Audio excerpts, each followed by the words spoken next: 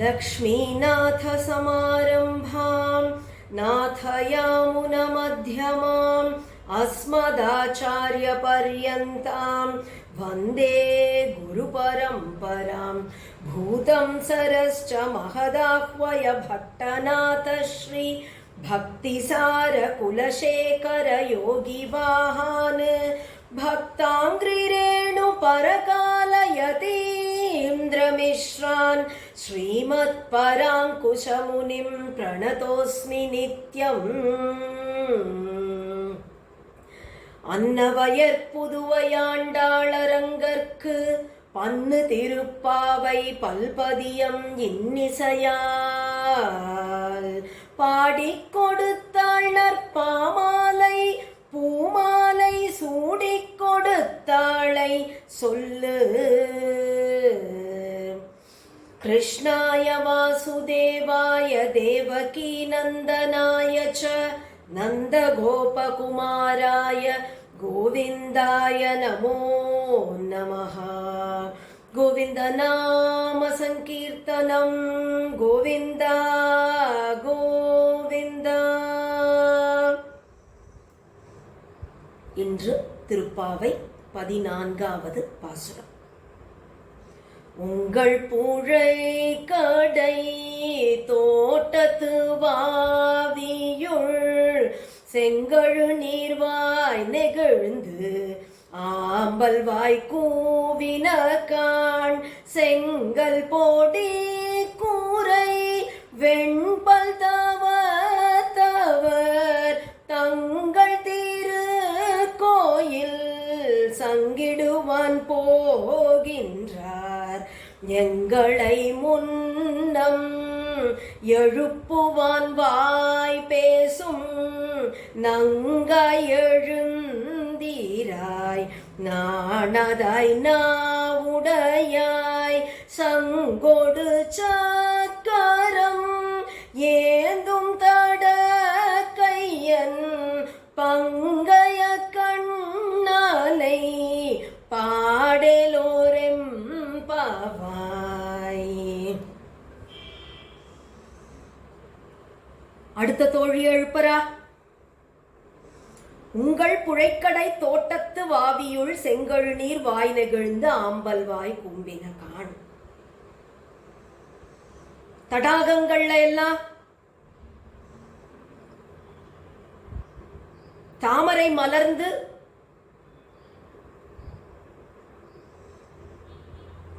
அல்லி புஷ்பங்கள் எல்லாம் கூம்பிடுத்து சூரியோதயம் ஆயிடுத்து பாரு, இன்னும் தூங்கின் இருக்கியே எழுந்துரு. அந்த தோழி சொல்றாளாம், நீங்கள்லாம் எப்படிப்பட்டவா, போய் தாமரை அழகா உங்க கையால நீங்களே மலர்த்தி இருப்பேள். ஏதோ தடாகத்துல இல்ல, உங்கள் புழைக்கடை தோட்டத்து வாவியுள். உன் வீட்டு பின்னாடி போய் பாரு, அங்கு இருக்கக்கூடிய அந்த தடாகத்தில் ஆம்பல் மலர்கள் குவிந்து குமுத மலர்கள் மலர்ந்தன. போய் பாரு நீ. செங்கல் பொடிக்கூரை வெண்பல் தவத்தவர். மேலும் சந்நியாசிகள் தங்களினுடைய திருவாராதனத்தில் இருக்கக்கூடிய பெருமாளுக்கு காலமே திருப்பள்ளி எழுச்சி பண்ண தயாராயிட்டா. செங்கல் பொடிக்கூரை,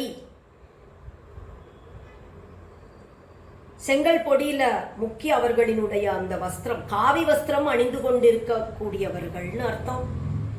வெண்பல் தவத்தவர், தாம்பூலம் போட்டுக்க மாட்டோம். கிரகஸ்தர்கள்னா தாம்பூலம் தரிக்கலாம், சந்நியாசிகள் தாம்பூலம் தரிக்க மாட்டாங்கிறதுனால அவர்களினுடைய பல் அப்படி வெள்ளவெளேர்னு இருக்கான். வெண்பல் தவத்தவர், அப்பேற்பட்ட அந்த தவத்தை மேற்கொண்டுள்ளவர்கள் அந்த சந்நியாசிகள், முற்றும் துறந்தவர்கள், அப்பேற்பட்ட தபஸ்விகள். அவர்கள் தங்கள் திருக்கோவில், தங்களினுடைய மடத்திலேயோ அல்லது அவர்கள் இருக்கக்கூடிய இடத்திலேயோ அவர்களுக்கென்று உள்ள அந்த பெருமாளுக்கு சங்கிடுவான் போதந்தார். திருப்பள்ளி எழுச்சி பாடுறதுக்கு அவள்லாம் தயாராயிட்டா பாரு. அந்த சங்கினுடைய நாதம் உனக்கு கேட்கலையா? எங்களை முன்னம் எழுப்புவான் வாய் பேசும். நீ என்ன சொன்ன? பாவை நோன்பு நூற்கலாம் எல்லோருமா முடிவு பண்ணின பொழுது எல்லாரையும் காலம்புற நான் முதல் ஆளா வந்து எழுப்பிடுவேன். எல்லாரையும் எழுப்பி கூட்டின் போகிற அந்த பொறுப்பை நான் எடுத்துக்கிறேன். காலம்புரை எப்படி எழுந்துக்கிறது, காலம்புரை சீக்கிரம் எப்படி எழுந்துக்கிறதுன்னு எல்லாரும் கவலைப்பட்ட போது ஏன் கவலைப்படுறேன்? நானாச்சும் உங்க எல்லாரையும் எழுப்பி விடுறேன். நீ சொன்னியா இல்லையா? வாய் பேசும். எங்களை முன்னம் எழுப்புவான் வாய் பேசும். வாய் தான் நன்னா கிழியறது உனக்கு. பேச்சுல இருக்கே தவிர செயல்ல ஒன்னையும் காணும். இவ்வளவு பேர் எழுந்து வந்து இப்ப நாங்க எழுப்பி கூட நீ எழுந்துக்க மாட்டேங்க. நங்காய் எழுந்திராய் நாணாதாய். உனக்கு வெட்கமா இல்லையா? நங்காய் என்றால் ஒரு பெண்ணுக்கு உரிய எல்லா லட்சணங்களும் பூர்ணமாக பெற்றவள் அப்படின்னு அர்த்தம். நம்பி என்றால் ஆண் எப்படி இருக்கணுமோ ஒரு ஆணுக்குரிய சர்வவிதமான லட்சணங்களும் பூர்ணமாக அமைய பெற்றவன் நம்பி. திருக்குறுங்குடி நம்பின்னு சொல்றோம் இல்லையா, சௌந்தர்ய பரிபூர்ணன்.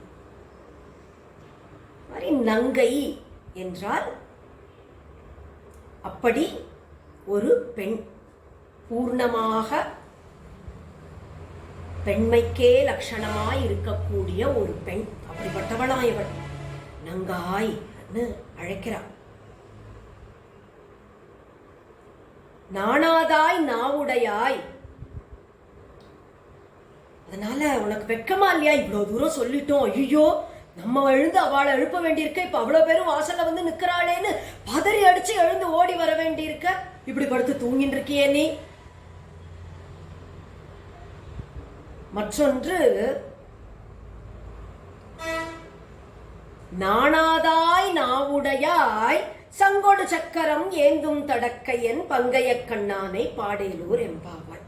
எழுந்து வா, நம்ம போய் பெருமாளுக்கு நாம சங்கீர்த்தனம் செய்யணும். எழுந்து வா. அந்த நாணாதாய நாவுடையாயோடவும் சேர்க்கலாம். நாணாதாய் நாவுடையாய். நாம சங்கீர்த்தனம் செய்யறதுக்கு இவ்வளவு கூட வெட்கப்படக்கூடாதான். விசிர்ஜ்ய லஜ்ஜாம் யோதீதே மன்னாமானி நிரந்தரம் குலகோட்டி சமாயுக்தா லபதே மாமகம் பதம். விசிர்ஜ்ய லஜ்ஜாம் யோதீதே, வெட்கத்தை விட்டு நாம சங்கீர்த்தனம் செய்யணும். சப்தமா. யார் என்ன நினைப்பாளோன்னு இல்லாம. ஒரு சிலர் அப்படி இருப்பா. கிரகத்துல நன்னா அழகா காலம்புரை எழுந்து திருமணிட்டு பூஜை எல்லாம் பண்ணிட்டு ஆஃபீஸ் போகும்போது அப்படி எல்லாத்தையும் அழிச்சிட்டு போயிடுவா. ஒரு லஜ்ஜை, என்ன சொல்லுவாளோ எல்லாரும் என்ற ஒரு லஜ்ஜை. அத மாதிரி யூடியூப்ல எல்லாம் உபன்யாசம் எல்லாம் கேட்டுப்பா. வெளியில எங்கேயாவது பிரவச்சனம் நடக்கிறதுனா அங்க போய் உட்காண்டா இவன் எதுக்கெல்லாம் போறானேன்னு நம்மளை எல்லாரும் ஏதாவது சொல்லுவாங்க. நிறைய பேர் வேற மற்ற விஷயங்களுக்கெல்லாம் நமக்கு வெட்கமே இல்லை. நான் பகவத் பக்தன்னு சொல்லிக்கிறதுக்கு வெட்கப்படுறோம்.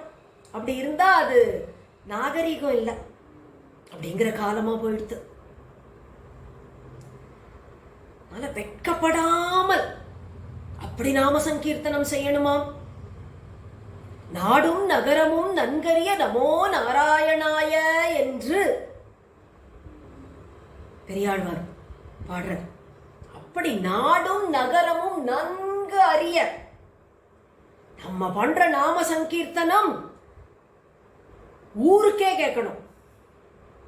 அப்படி ஒரு நாம சங்கீர்த்தனம் செய்பவர்களாக மார்கழி மாசம்னா காலங்கார்த்தால எழுந்து வீதியோட அப்படி ஒரு நகர சங்கீர்த்தனம் பண்ணிட்டு போக வேண்டாமோ?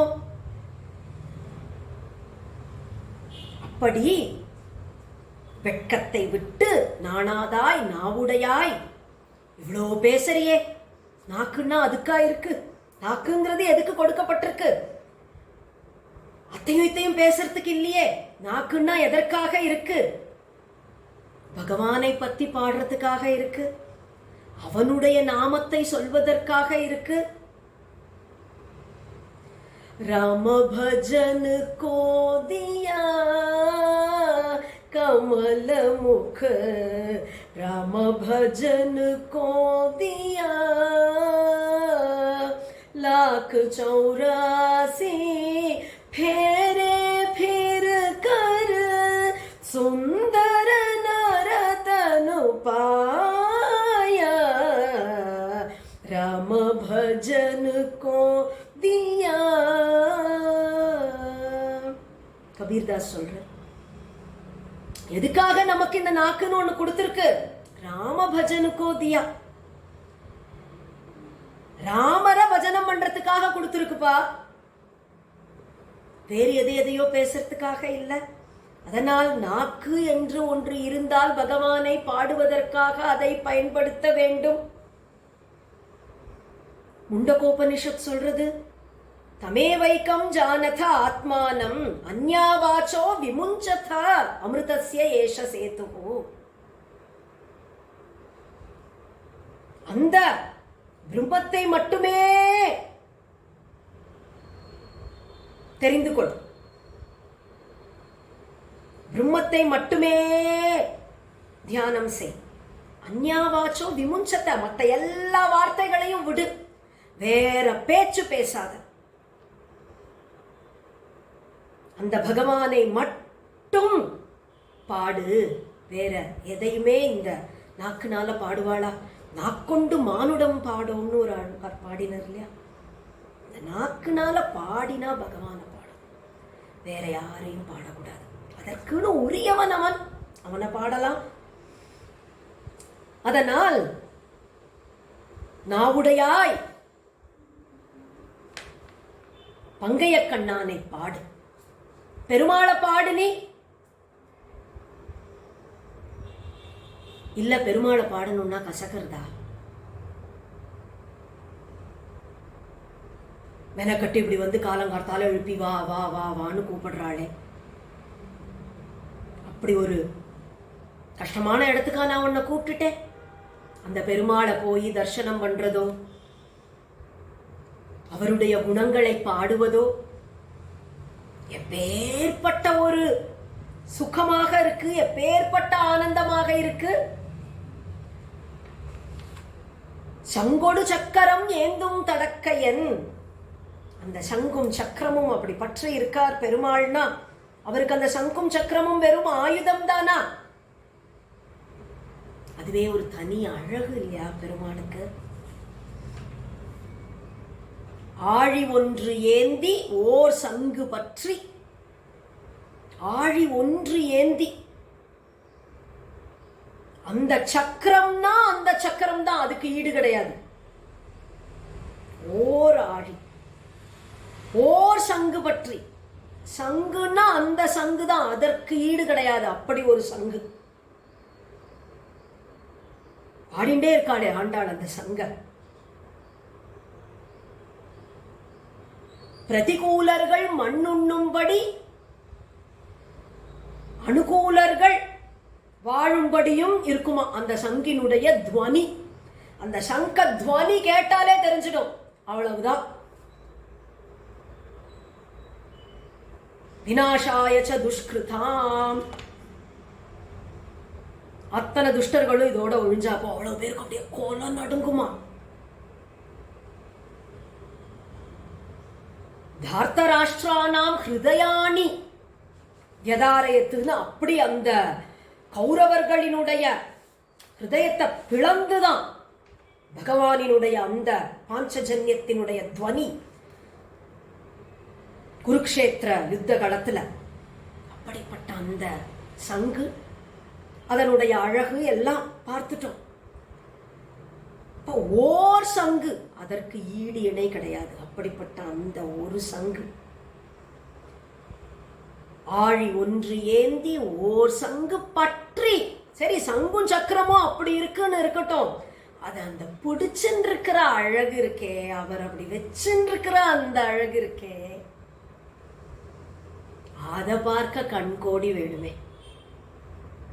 ஓர் சங்கு பற்றி அச்சோ ஒருவர் அழகியவா.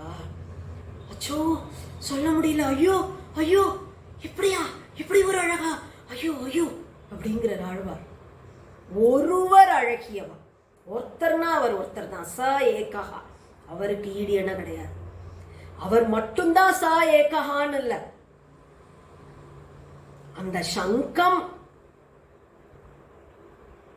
அது ச ஏகஹா, அந்த சக்கரம் அது அது ஒன்றுதான், அதுக்கு ஈடு கிடையாது. அப்போ அப்படி ஒரு சங்கோடு சக்கரம் ஏந்தும் தடக்கையன். தடக்கையன்னா அகன்ற பெரிய கைகள், பெருமாளினுடைய கைகள் அப்படி இருக்கு. அந்த தடக்கையன் பங்கைய கண்ணானை, இல்ல அந்த கண்கள் தாமரை போன்ற கண்கள், அதுவரை நீண்ட கண்கள், கருணையை வர்ஷிக்கக்கூடிய கண்கள், தாமரை கண்கள். சங்கினோடும் நேமியோடும் தாமரை கண்களோடும் செங்கனிவாய் ஒன்றினோடும் செல்கின்றது என் நெஞ்சமேன்னு நம்மாழ்வார் பாடுறார். அந்த சங்கினோடும் அந்த சக்கரத்தினோடும் அந்த தாமரை போன்ற கண்கள், அந்த செங்கனிவாய், என் மனசு அப்படியே கொள்ள போகிறதே.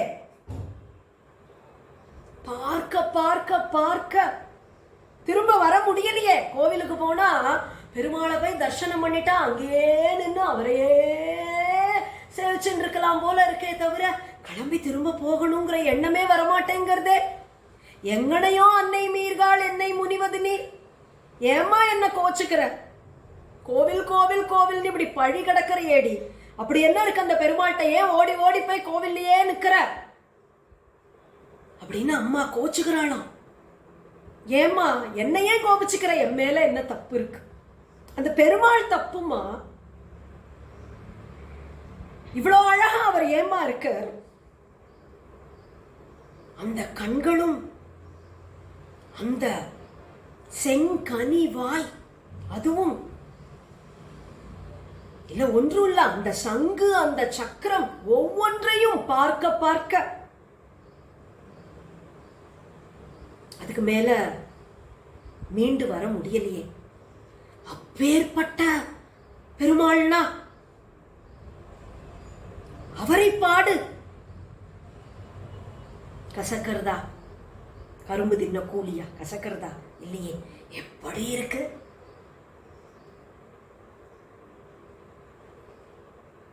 மற்றொன்று பாடுறதுன்னா யார வேணா பாடிடுறதா? எத்தனையோ பாட்டு இருக்கு, எத்தனையோ பெயர்கள் இருக்கு, என்னென்னமோ பெயர், ஸ்வீட்டி குவீட்டி, என்னென்னமோ பெயர் வைக்கிறோமே. அப்படி எந்த பேரை பாடினாலும் க்ஷேமம் ஏற்பட்டுடுமா? அந்த பரம்பொருளினுடைய பேரை பாடணும், அவனை சங்கீர்த்தனம் செய்யணும். ஜெகதீஸ்வரஸ்ய நாம சங்கீர்த்தனம். சங்கோடு சக்கரம் ஏந்தும் தடக்கையன் பங்கைய கண்ணானை பாடேலோர் எம்பாவாய். சங்கோடு சக்கரம் ஏந்தும் தடக்கையன். சங்கு அந்த சப்தத்தை குறிக்கிறது, சக்கரம் காலச்சக்கரத்தை குறிக்கிறது. அவைகளை தன் வசத்தில் கொண்டுள்ளவன். லோகத்துல சர்வமும் அந்த காலத்துக்கு கட்டுப்பட்டு தானே நடக்கிறது. காலத்துல சர்வமும் அந்த காலத்தை அவன் வசமாக கொண்டவன். சப்தம் எல்லாமே பிரபஞ்சத்துல சர்வமும் சப்த பிரபஞ்சத்துல அடக்கம். வஸ்து பிரபஞ்சம் சப்த பிரபஞ்சத்துல அடக்கம். சப்த பிரபஞ்சம் பூரா அந்த ஓங்காரத்துல அடக்கம்.